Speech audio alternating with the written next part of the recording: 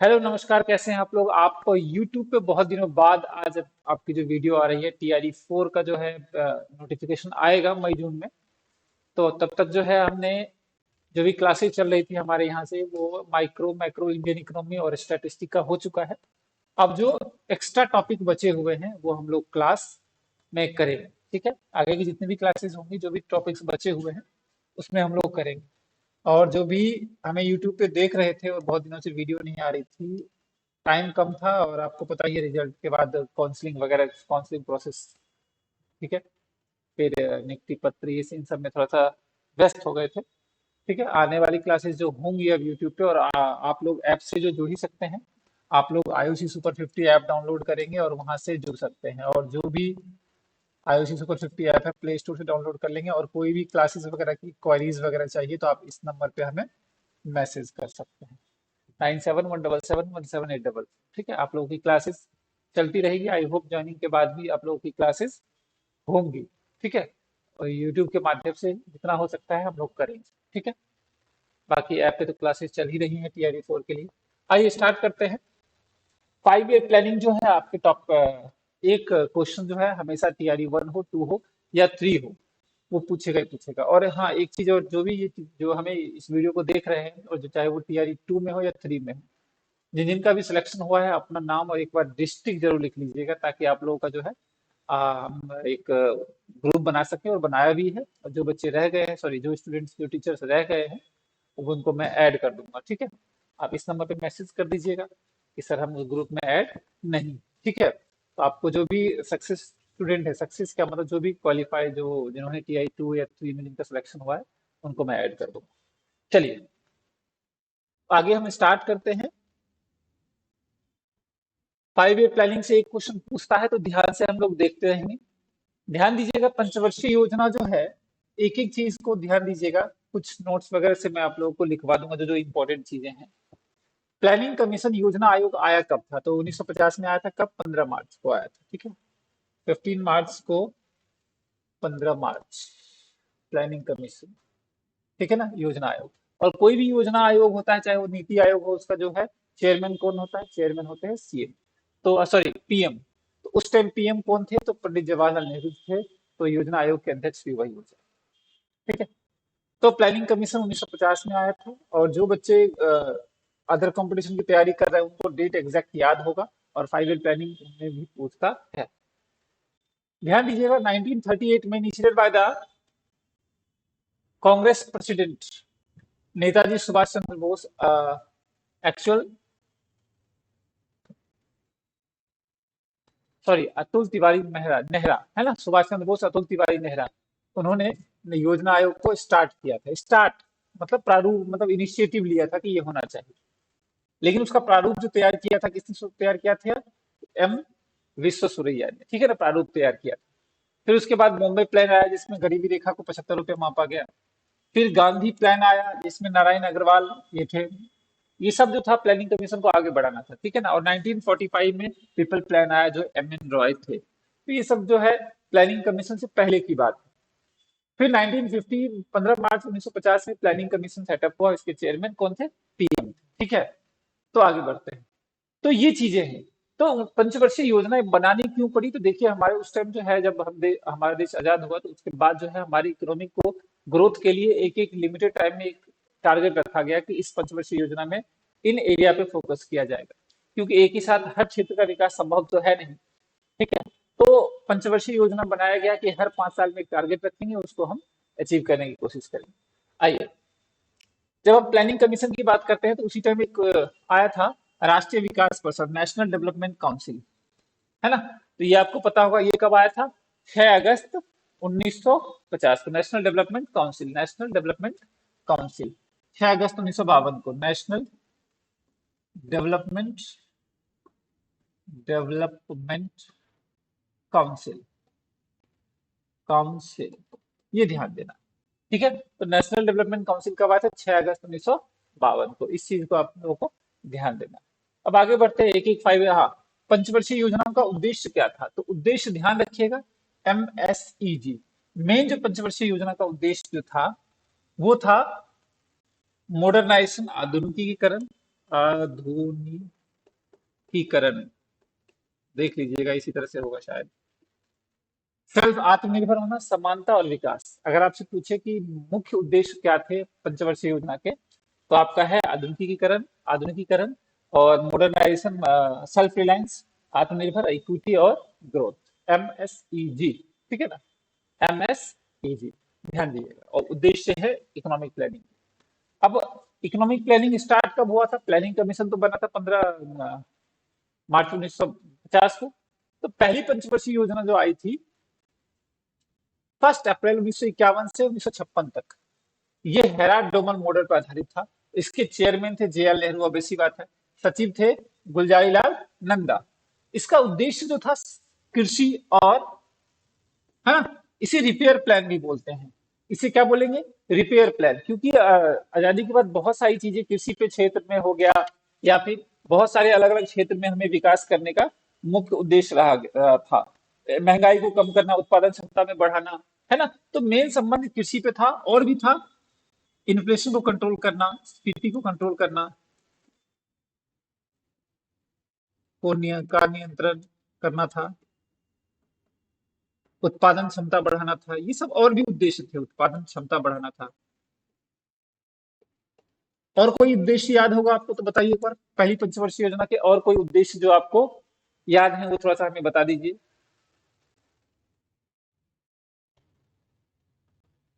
ठीक है,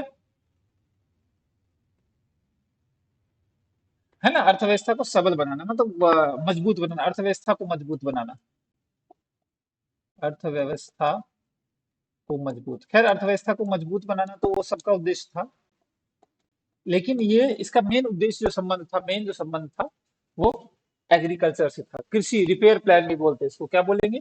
repair plan. इसको क्या बोलते हैं? Repair plan. ध्यान दीजिएगा, इसको मैं अलग कलर में लिख देता हूँ तो ध्यान रख, याद रखना है आपको। रिपेयर प्लान, रिपेयर प्लान भी बोलते हैं इसको। और ये किस मॉडल पे आधारित था? तो आप हेराडोमल मॉडल बताएंगे। ठीक है, अब आगे बढ़ते हैं। द्वितीय पंचवर्षीय योजना, सेकेंड 5 ईयर प्लानिंग।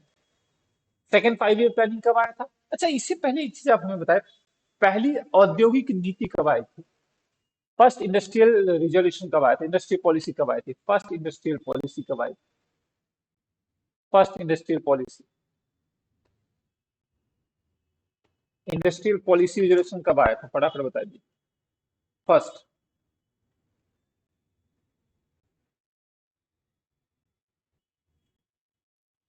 1948 में। Very good. 1948 में पहली पंचवर्षीय औद्योगिक नीति आई थी। उतना सक्सेस रहा नहीं, तो 56 में सेकंड जब आया PC महलनोबिस मॉडल पे, तो वो ज्यादा सक्सेस रहा। चलिए, सेकंड 5 ईयर प्लानिंग की बात करते हैं। ये महलनोबिस मॉडल है। महलनोबिस, महलनोबिस बोलते हैं, महलनोबिस मॉडल। PC महलनोबिस नाम है इनका, प्रशांत चंद्र महलनोबिस, वेस्ट बंगाल से थे।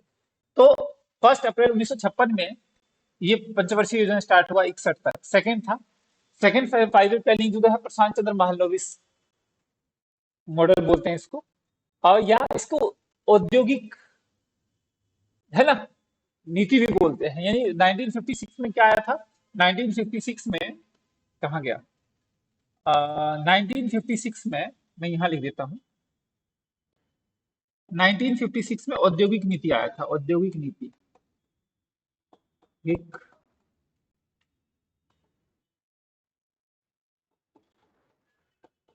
औद्योगिक नीति, इंडस्ट्रियल पॉलिसी आई थी सेकंड। ठीक है ना। तो इस महलनोबिस मॉडल को औद्योगिक मॉडल भी बोलते हैं, औद्योगिक,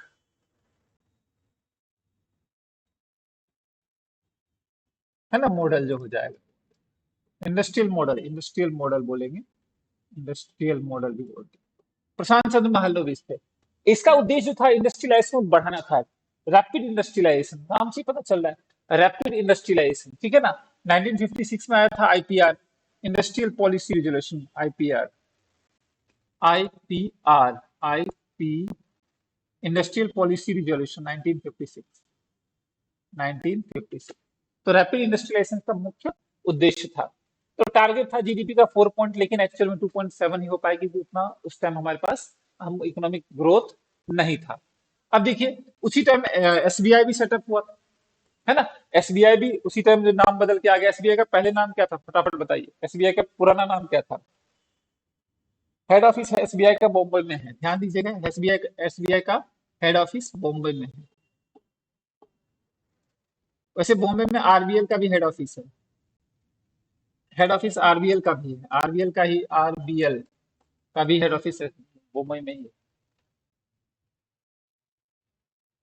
इंपीरियल बैंक था, ठीक है। एलआईसी भी 1956 में आया था। तो ये ध्यान रखना है, सेकंड 5 ईयर प्लानिंग प्रशांत चंद्र महलनोबिस मॉडल पे था, इससे इसे इंडस्ट्रियल मॉडल भी बोलते हैं, और रैपिड इंडस्ट्रियलाइजेशन का मुख्य उद्देश्य था।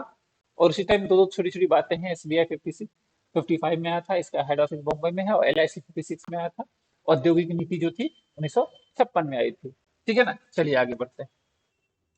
थर्ड 5 ईयर प्लानिंग की बात करेंगे। थर्ड 5 ईयर प्लानिंग जो है 61 से 66 की बात करेंगे, और 61 से 66 आपको याद होगा 66 में ही आया था, 65 में ही आ गया था इसे, ग्रीन रिवॉल्यूशन, लेकिन 66-67 में इंप्लीमेंट किया। हरित क्रांति, कृषि पे विकास, यानी खाद्यान्न में आत्मनिर्भर, यानी कृषि क्या बोलेंगे इसको, खाद्यान्न में आत्मनिर्भर होना, हम दूसरे पे डिपेंडेंट ना रहे। इसमें खाद्यान्न में मतलब खाने पीने की चीजें जो हमारे पास हैं, है ना, खाद्य। तो इसका जो मुख्य उद्देश्य होगा कृषि या खाद्यान्नों, चलो, खाद्यान्न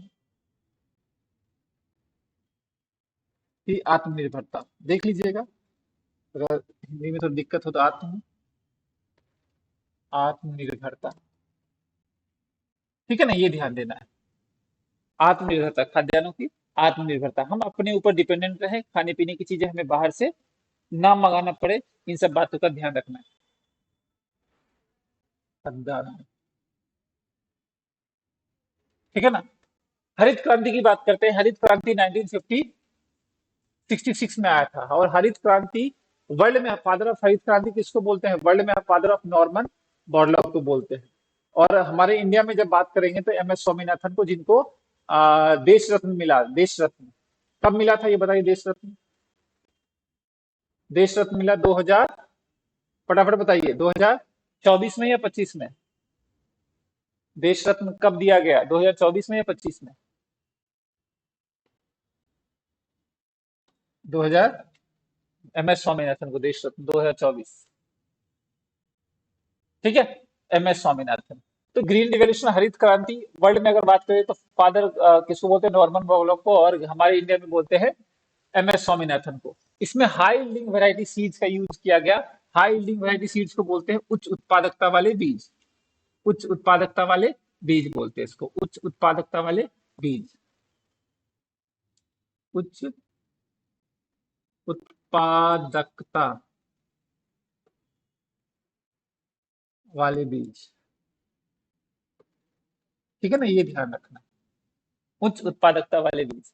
और इसमें 5 क्रॉप पे ज्यादा ध्यान दिया गया, 5 फसलों पे ज्यादा ध्यान दिया गया, बाजरा, मेज, वीट, ज्वार और राइस, यानी वीट पे ज्यादा अधिक प्रभावी रहा। लेकिन अगर आपसे पूछे कि हरित क्रांति का सबसे ज्यादा प्रभाव या सबसे ज्यादा किस खाद्यान्न के उत्पादन पर ज्यादा प्रभाव पड़ा, तो वो गेहूं का था। बाकी बीएमडब्ल्यू जेआर जो था, बाजरा, मेज, वीट, ज्वार, राइस, इन सब के लिए, 5 फसलों के लिए हाईली वेरिएशीज का यूज किया जाता था, लेकिन गेहूं पे इसका ज्यादा है। तो अगर गेहूं से रिलेटेड जो भी हरित क्रांति की जब भी बात करेंगे तो उसमें हरित क्रांति लिखेंगे। समझ आ गया होगा। अच्छा ये बताइए, थर्ड 5 ईयर प्लानिंग किस पे आधारित था, आधारित किस पे था, आधारित किस पे था,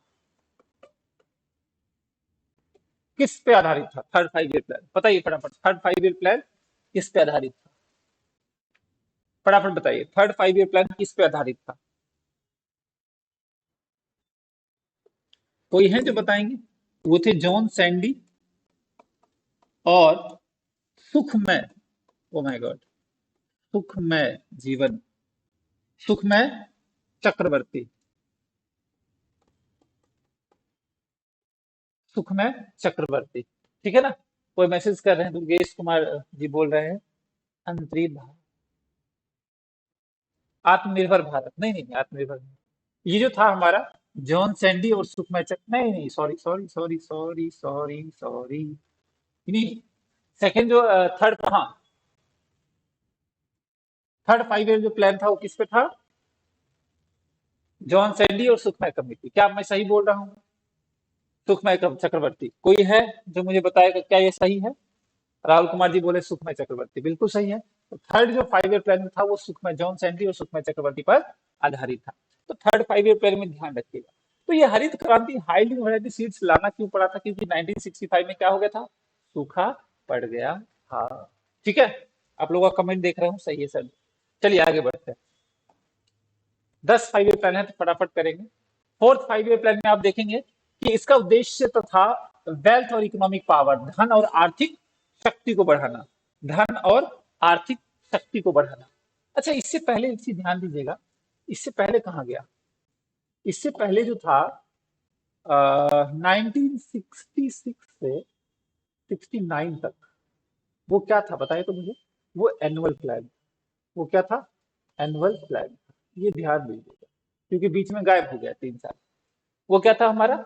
एनुअल प्लान था। वो क्या था? एनुअल प्लान था। ठीक है, वो हमारा एनुअल प्लान था 3। ठीक है ना?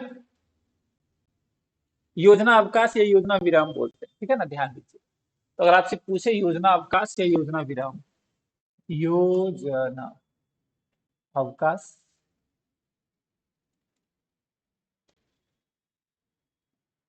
और योजना विराम।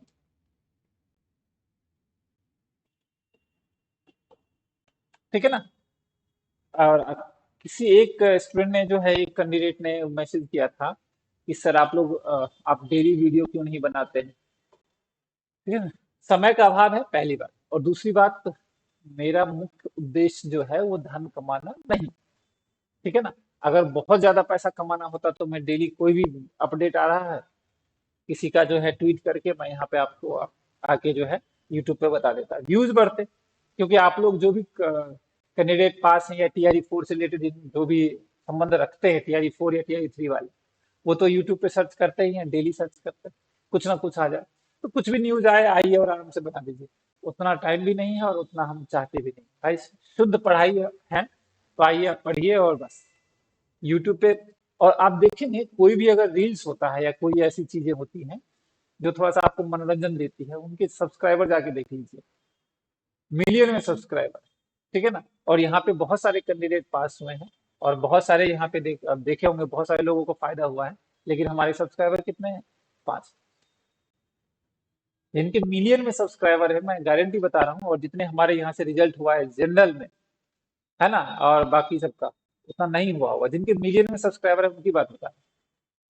लेकिन आप लोगों का प्यार है, जो भी है शुद्ध है, बिल्कुल एक्यूरेट, प्योर। ठीक है ना? जो भी है अब लाइक करते हैं, जो भी 5,000 है, 6,000 जो भी है। और आप लोग वीडियो को जरूर सब लाइक करते रहिए और चैनल को जरूर सब्सक्राइब करते रहिए। ठीक है ना? उससे मोटिवेशन मिलता है। बीच बीच में सब्सक्राइब नहीं करते हैं, थोड़ा मन करता है कि खामा खाम इन लोगों की मेहनत करें। ठीक है ना? चलिए, बाकी इकोनॉमिक्स का जब भी नाम आएगा तो IOC सुपर 50 का नाम जो है वो जरूर आएगा। चलिए, फोर्थ 5 ईयर प्लान की बात करते हैं। तो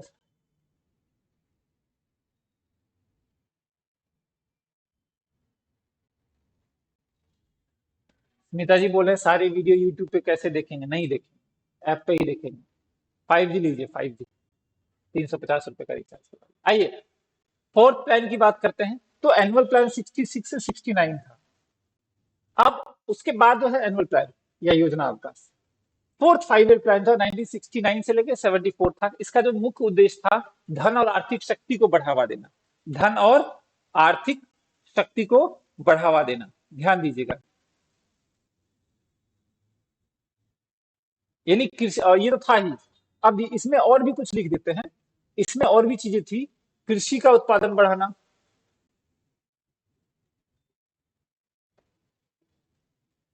बढ़ाना था। और बताएं, इसके साथ और भी उद्देश्य हैं इसके? कुछ और उद्देश्य बताएं आप लोग, है ना? मूल्य स्तर में स्थायी लाना, मूल्य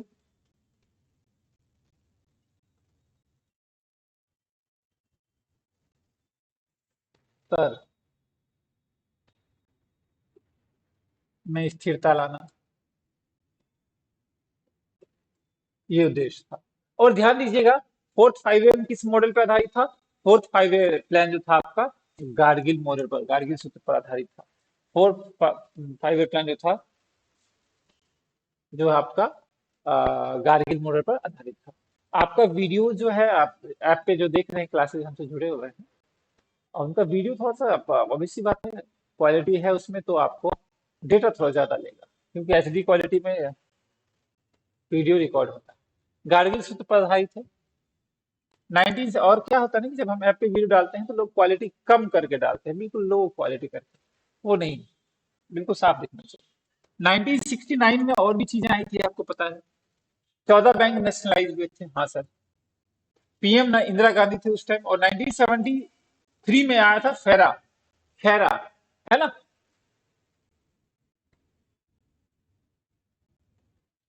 ठीक है ना, फेरा और फेमा का नाम सुने होंगे। ये फेरा जो है फेमा में कन्वर्ट हुआ 2000 में, ठीक है ना, ये ध्यान दीजिएगा। फेरा आया था 73 में, लेकिन फेमा में कन्वर्ट हुआ कब? 2000 ईस्वी में।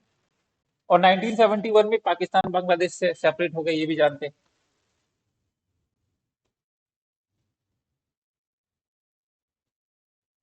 चलिए आगे बढ़ते हैं।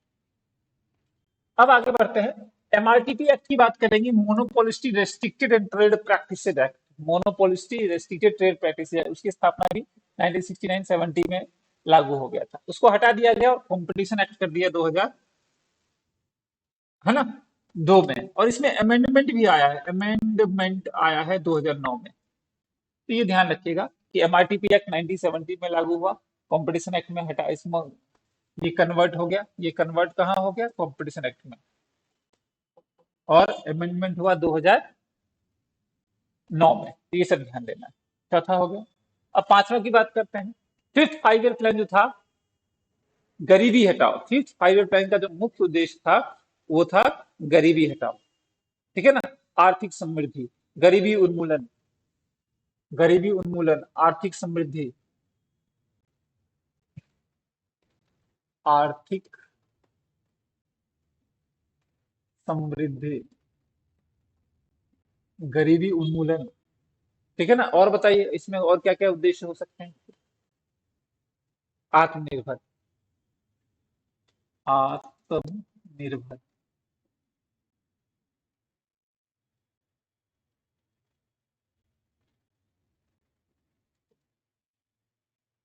ठीक है ना, आत्मनिर्भर, ये ध्यान देना है आपको, ठीक है। 74 से 78, 78 में plan reject by Morarji Desai ने रिजेक्ट कर दिया। और आपको पता है फिफ्थ 5 ईयर प्लान में जो था,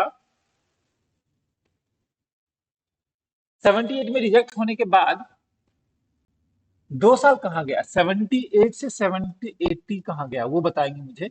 2 साल का प्लान कहाँ गया?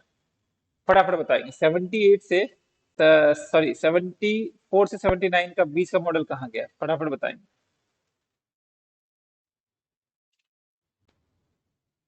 ये 79 था, सॉरी, यहाँ देखिए, वही तो मैं सोच रहा हूँ, यहाँ पे 79 आएगा।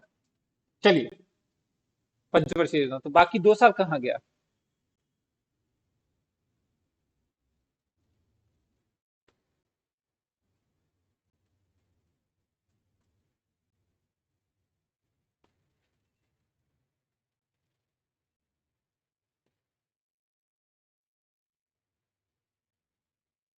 अव, अवकाश नहीं, अनवरत योजना नाम सुने होंगे आप। अनवरत योजना, खैर अनवरत योजना का जो था ना, योजना 1978 से 83 तक था। लेकिन 78 में 80 में हट गया और ये प्लान आ गया 80 से 85 तक, सिक्स 5 ईयर प्लान, अनवरत योजना, सिक्स 5 ईयर प्लान आ गया। छठी पंचवर्षीय योजना आ गई, ठीक है।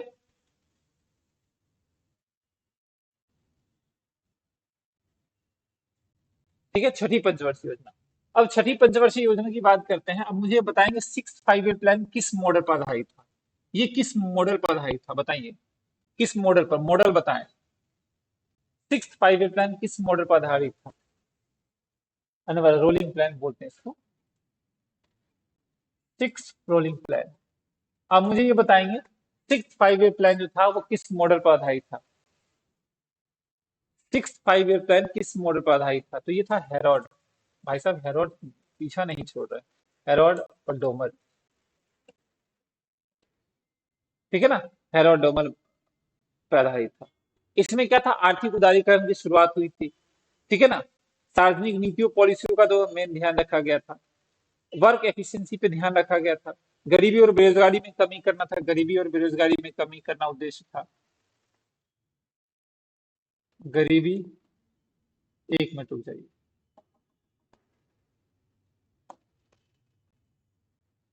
एक मिनट,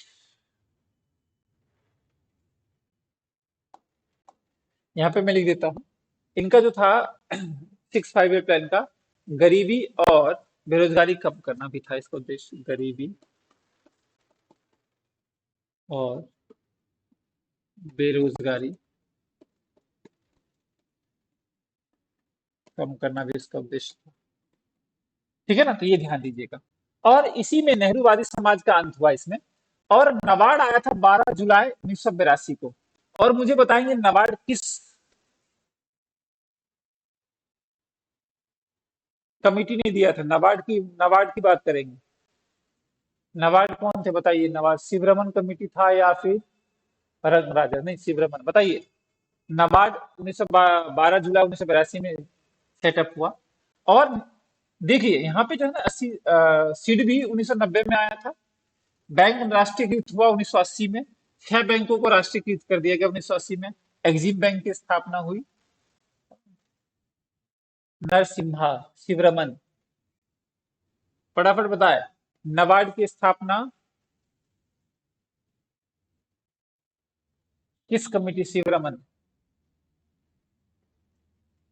नरसिम्हा कमेटी बोल रहे हैं गौतम जी, फटाफट बताए।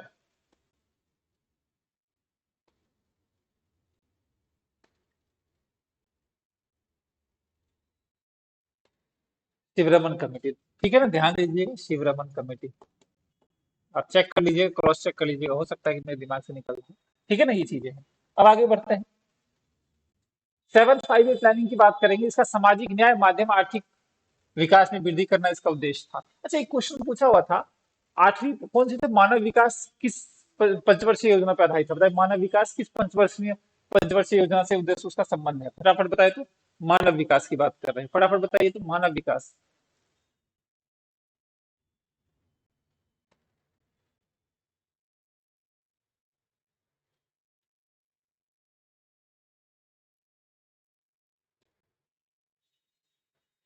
इसका जो था और भी था, समता और न्याय प्रणाली, आठवीं प्लानिंग में, हाँ। चलिए, तो 1990, ये हाँ ध्यान दीजिएगा, 7 5 ईयर प्लानिंग सामाजिक न्याय और माध्यम से आर्थिक विकास में वृद्धि करना, वही समता और न्याय प्रणाली बोलते हैं। और उस टाइम पीएम कौन थे हमारे? राजीव गांधी थे। और 7 5 ईयर प्लान किस मॉडल पे था, कोई बताएंगे मुझे? 7वीं पंचवर्षीय योजना, तो इसे बोलते हैं infrastructure plan. Infrastructure, infrastructure plan, ठीक है ना, ये भी ध्यान रखना, इंफ्रास्ट्रक्चर प्लान भी बोलते हैं, ठीक है ना। इस पे आपको ध्यान रखना है। इसमें ऊर्जा का भी था, ऊर्जा, और भी था इसमें ऊर्जा। इसका उद्देश्य जो था, यहाँ पे मैं लिख देता हूँ। उद्देश्य जो था, उद्देश्य मैं थोड़ा सा यहाँ पे भी लिखना चाहूंगा। ऊर्जा संरक्षण और गैर परंपरागत ऊर्जा संरक्षण भी था,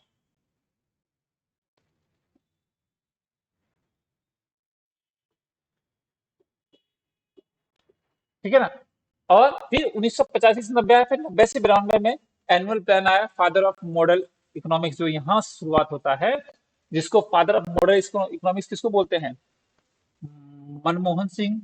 और हमारे पीएम थे पीवी नरसिंहा राव, ठीक है ना।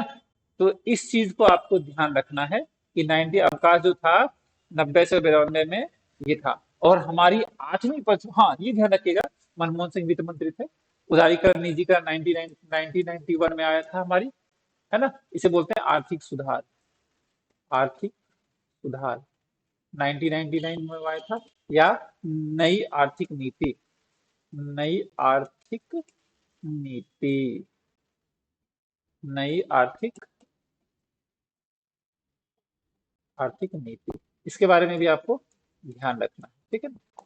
अब आठवीं पंचवर्षीय योजना की बात करते हैं। मॉडर्नाइजेशन यहाँ पे लिखा हुआ है, देखिए, modernisation of industries, member of WTO हम बन गए थे 1995 में, आपको पता है। इसका टारगेट इतना था, 5 ईयर। हाँ, 8 5 ईयर प्लानिंग का उद्देश्य बताएंगे, इसका उद्देश्य बता दीजिए आप। आठवीं पंचवर्षीय योजना का जो उद्देश्य था वो फटाफट बताइए। देखिए, मानवीय विकास तो था ही, मानव संसाधन विकास।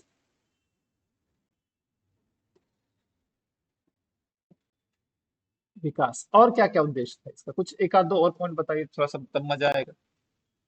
एक मिनट। मानव संसाधन विकास के अलावा भी कुछ बताएं।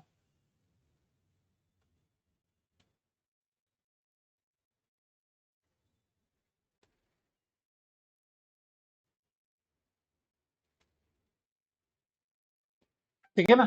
और ये किस मॉडल पर आधारित था, एक मिनट रुक जाइए, ये किस मॉडल पर आधारित था,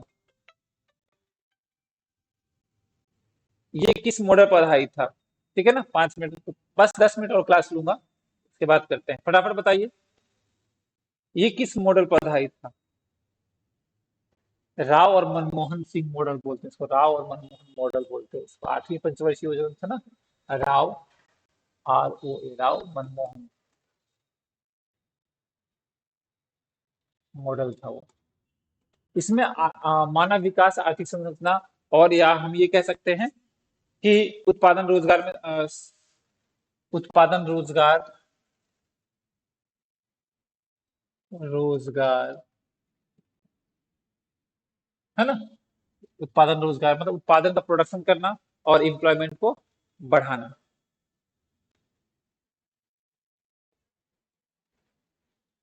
समुचित अवसर प्रदान करना, ठीक है ना। तो ध्यान दीजिएगा, 1900 1 जनवरी 1995 को डब्ल्यूटीओ आया था, मेंबर हम लोग बने थे 1992 में। ये क्वेश्चन पूछा हुआ है डब्ल्यूटीओ के बारे में। और डब्ल्यूटीओ का पहले नाम क्या था, GATT, general agreement on tariff and trade, general agreement on tariff and trade. और 2000 सॉरी 23 नंबर से जब ये बना था, ये बना कब था, 1948 में।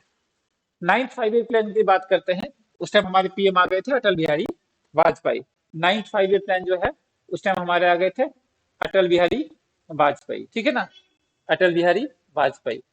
लीजिए भाई साहब, इसमें भी आ गए आपके हेरोड, ये नहीं छोड़ेंगे पीछे। ये डोमर मॉडल, ये भी था, हेरोड डोमर ही था, उसी पे आधारित था। इनका टारगेट 7.1 था प्रोडक्शन का, और एक्चुअल हुआ 6.8, है ना। इनका मोटो था तीव्र आर्थिक विकास करना, सामाजिक न्याय के साथ तीव्र आर्थिक विकास करना, ठीक है ना। रोजगार, जीवन की गुणवत्ता, क्वालिटी ऑफ लाइफ को बढ़ाना। नहीं, इसमें ये लिख देता हूँ, एक मिनट चाहिए, एक इसको बता देता हूँ, क्वालिटी ऑफ लाइफ को बढ़ाना, जीवन गुणवत्ता को बढ़ाना, जीवन गुणवत्ता को बढ़ाना, ठीक है ना। क्वालिटी ऑफ लाइफ को इम्प्रूव करना, क्वालिटी ऑफ लाइफ को इम्प्रूव करना। और हमें क्या करना, रोजगार संवर्धन यानी एम्प्लॉयमेंट, क्षेत्रीय उन्मूलन, या कह सकते हैं क्षेत्रीय असमानता को कम करना, क्षेत्रीय असमानता को कम करना,